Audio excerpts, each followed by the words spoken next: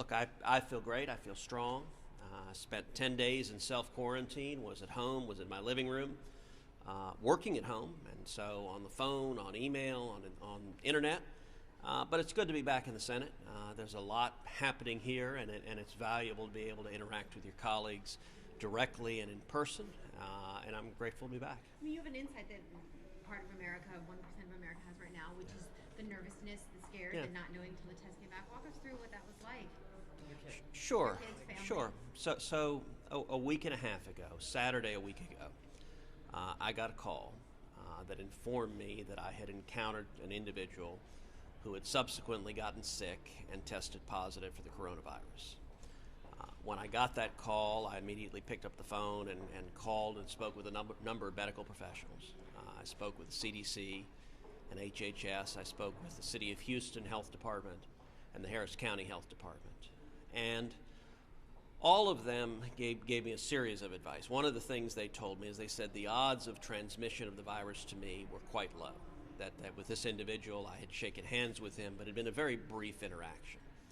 And they said that I did not meet the CDC criteria for self-quarantine, both because the interaction was so brief and also because it had been at the time 9 days and I was asymptomatic. I was not sick, I was healthy. So they said that I didn't meet the CDC criteria for self-quarantine. Nevertheless, I decided out of an abundance of caution that I was going to self-quarantine anyway, and I was going to give the full 14 days from the date of the interaction to be away from others because I didn't want there to be any risk of inadvertently transmitting the virus if I had contracted the virus. So I spent that time at home, worked from home, and actually that self-quarantine was scheduled to end Thursday night, and we discovered Thursday evening as the self-quarantine was ending that there had been a second individual that I had encountered, an official in the Spanish government who had come by the Senate office who I'd met with, and likewise whose hand I'd shaken, who had just tested positive for coronavirus. Given that, I decided to extend the self-quarantine for a full 14 days from that interaction. So that self-quarantine ended yesterday. And until yesterday, I spent the entire time at home, didn't leave the house, worked from home. Were you around your wife and your children? So I was, and the advice of the medical professionals was to stay at least 6 feet away.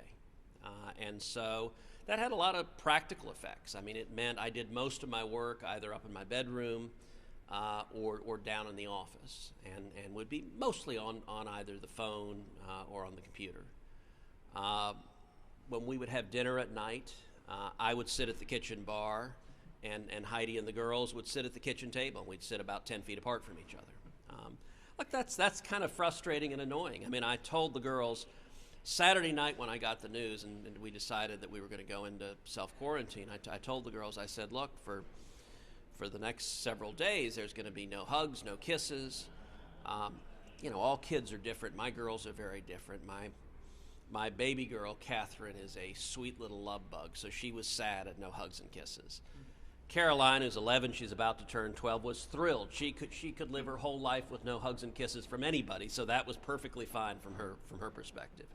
But look, it was challenging. I mean, I slept alone. Heidi slept with the girls during the quarantine, and it's certainly frustrating not to be able to go out and engage with people, and in particular when there's a lot happening here in Washington, that there's value to simply being in the room and being part of the conversation. So I was on the phone nonstop, and you can engage, you can play a significant part of the decision making, but it's different sitting in the lunchroom and hearing the concerns of your colleagues firsthand, and so I'm glad to be back now. There is a massive stimulus package that's been proposed by the administration. You all are working on, now you are, working on this. I mean, you're normally someone who's kind of skeptical of this massive amount, a hit to the deficit. What are your biggest concerns about this package? Well, I think there's several pieces. A couple of weeks ago, we saw Congress come together with overwhelming bipartisan support and pass an $8.3 billion emergency appropriations bill directed at fighting this global pandemic. I supported that legislation enthusiastically. I think it was the right thing to do. We're now debating what they're calling Phase 2 that came from the House. We're considering different amendments. I think there are positive things in the bill that the House passed. What concerns me the most, and what I've heard from a number of small business owners in the state of Texas, is as the House bill is written, it may put a really significant burden on small businesses, and it could have the unintended effect of driving small businesses out of business. That's obviously not what anyone wants to see at a time of economic crisis. It's one of the reasons I'm working with several senators trying to push forward an amendment that would shift the way it operates so that it doesn't put unsustainable burdens on small businesses at a time when they're already stretched potentially to the point of bankruptcy.